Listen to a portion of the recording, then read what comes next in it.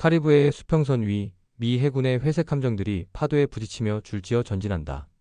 순양함의 선체가 파나마 운하 수문을 통과할 때 철문이 울리는 금소금은 거대한 경고처럼 메아리친다. 바람은 짠내를 실어 나르고 병사들의 시선은 차갑게 정면을 꿰뚫는다.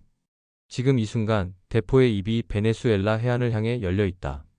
그러나 이 긴장은 단순한 마약 소탕 작전의 결과가 아니었다.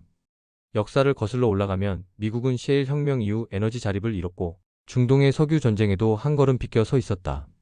하지만 베네수엘라만큼은 달랐다. 세계 최대의 원유 매장량 3천억 배럴. 그것은 소비의 문제가 아니라 통제의 문제였다.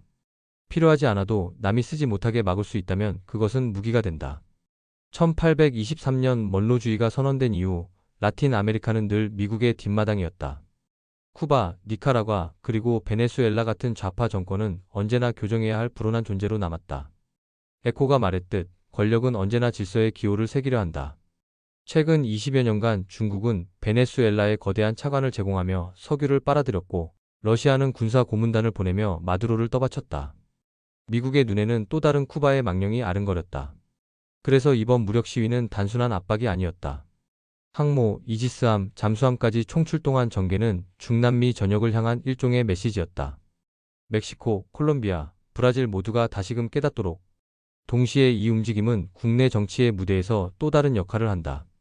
플로리다주 반카스트로반차베스 성향의 이민자들. 이들의 표심은 선거의 저울을 기울이는 손길이 된다. 트럼프는 미국 우선주의라는 구호를 외치면서 베네수엘라를 마약, 이민, 테러의 상징으로 묶어낸다. 의회의 승인도 필요 없다.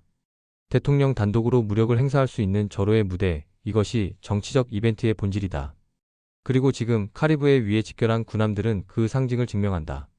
철갑 속에서 우렁차게 울리는 엔진, 바닷바람을 가르는 항로, 검은 잠수함의 매끄러운 선체. 그 모든 것은 말한다. 이 개입은 석유를 위해서가 아니라 패권의 각인을 위해서라고. 결국 미국의 전략은 단순하다. 소비가 아니라 통제, 필요가 아니라 상징. 글로벌 석유 시장의 손잡이를 쥐고 중국과 러시아의 틈입을 막으며 국내 정치에서 강한 대통령을 연출하는 것. 베네수엘라의 몰락은 비극이지만 그 몰락은 미국에게 또 하나의 무대가 된다.